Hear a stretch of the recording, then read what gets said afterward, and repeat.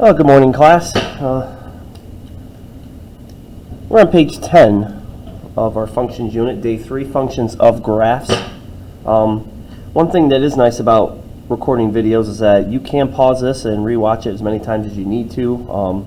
Pause it as you go in case you lose focus, but we can talk more about lesson videos because it is something that I would like to try to do a little bit more of in the future. All right, we'll start with our lesson objective.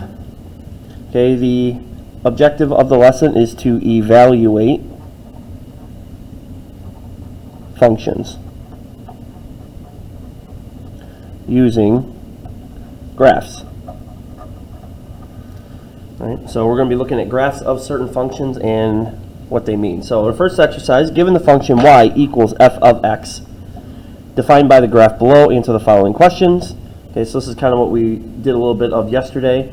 Find f of 4. So what we do is we look at where the x coordinate is 4, and we're looking for the y coordinate. So we go to over where 4 is, 1, 2, 3, 4, and right there, so f of 4 is equal to 1. Okay. And then f of negative 1, we look at where x is equal to negative 1. We go left 1, and we go up. It looks like it's 1, 2, 3, 4, 5, 6. So f of negative 1 is 6. All right, and then the other way around is for what values does f of x equal negative 2? So how we can illustrate that on the graph is we're looking for where y is equal to negative 2. So if we go up to where y is equal to negative, or actually down, I'm sorry, where y is equal to negative 2, and if we were to draw like just a, I'll use a dotted line here, is we're looking at where the graph crosses y equals negative 2. So we got a point there, we get a point there. So we've got two x coordinates. That could be this, so 1 is one of the values, and the other value is 3. Okay? So that was kind of just a recap of what happened in yesterday's lesson.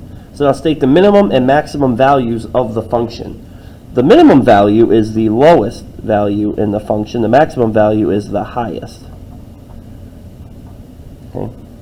So just based on the graph that we have here, the lowest value we get down to is right here, and we're looking for the y coordinates in this case. So the lowest value is negative 3. And because we're just going to limit this to the graph, the highest is 6. Now what could change that is if this graph would actually continue on forever, then we would say the highest, it wouldn't have a maximum value. It would go to positive infinity.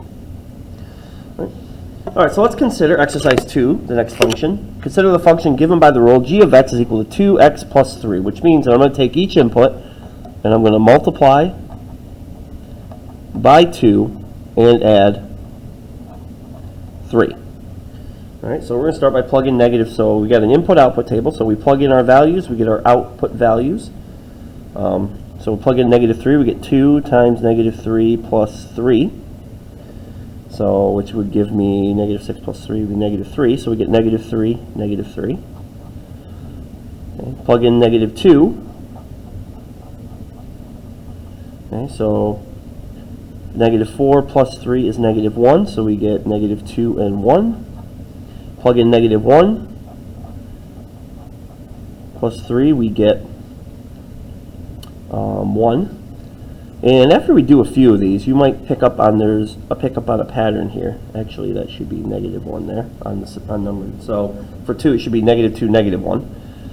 When we plug 0 in, this would be, I made a mistake there, I should have put 2 there. So 2 times 0 plus 3 equals 3. And if you're picking up, there is a pattern here. And this is a linear function.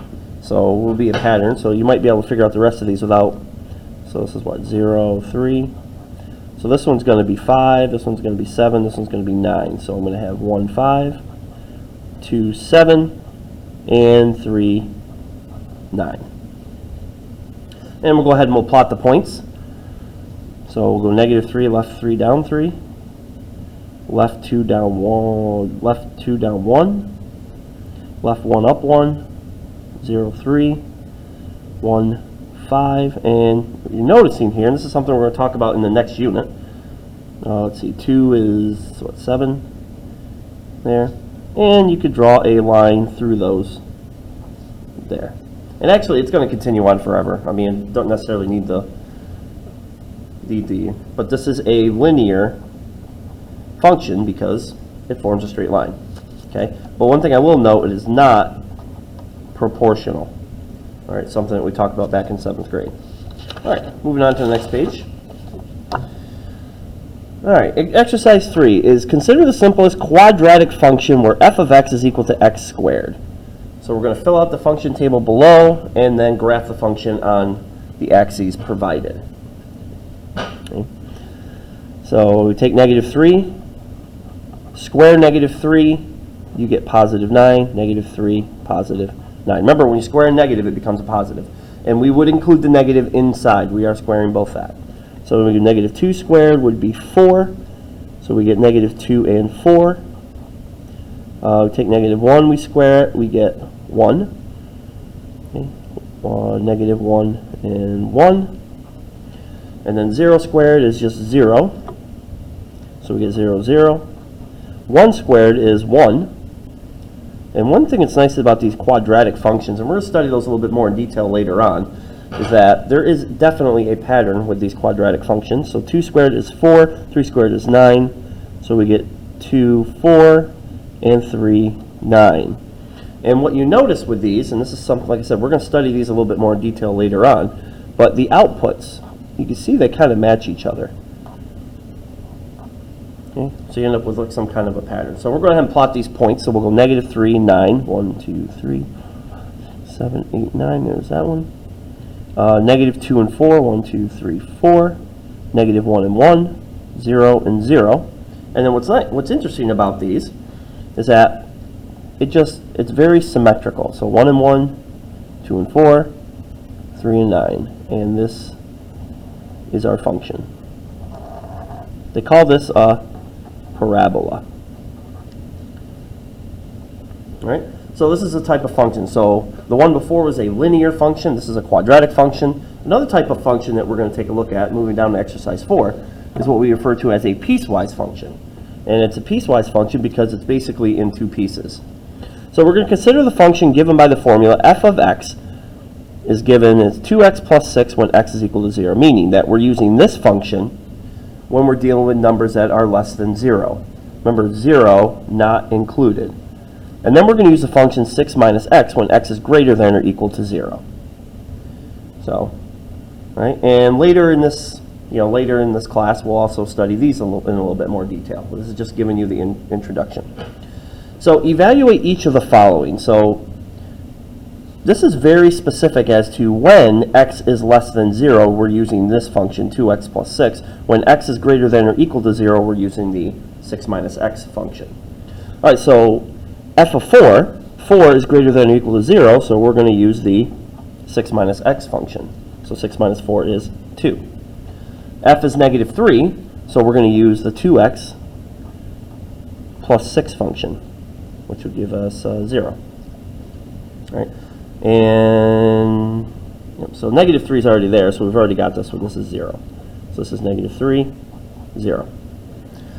All right, so then we'll just fill out the table for the rest of them. So what's happening is, up until here, these 3, we're going to use the 2x plus 6 function. Once we get to 0, because 0 is included, we're going to start using the 6 minus x function. All right, and that's the only thing that's different, is that you just have 2 separate functions you're working on, depending on what your input value is. So I plug -3, I already did -3. So let's do -2. 2 times -2 plus 6 would be 2. So we get -2 and 2. And 2 times -1 plus 6 would be 4. So we get -1 and 4. Now once we get to 0, we're now going to use the new function. So we're going to use the 6 minus x function. 6 minus 0 is just 6. So we get 0, 6. 6 minus 1 is 5, so we get 1, 5. 6 minus 2 is 4, so we get 2, 4. And 6 minus 3 is 3, so we get 2, or 3, and 3. And what we're going to see is, when we plot this, you're going to actually see what the piecewise function, why it's called a piecewise, because it's in pieces. -3, 0. 1, 2, 3, 0. Okay, -2, 2. -1, 4. Okay, now actually, hold on. one of the things that comes up in these piecewise functions is this should be an open circle. And the reason it should be an open circle is for the same reason we use an open circle on the number line. It's not, the zero is not in, actually, hold on, I messed up, my bad. Okay?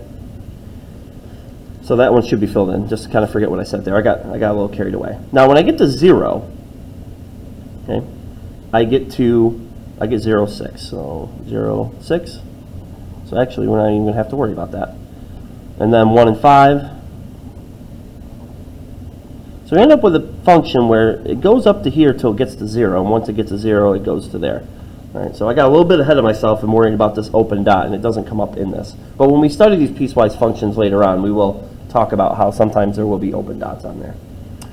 All right, so your assignment would be to work on the problems on page 12 and 13. Mr. Durden will have an answer key to check over with you. So, all right, this is Mr. Sims signing off. Have a good day.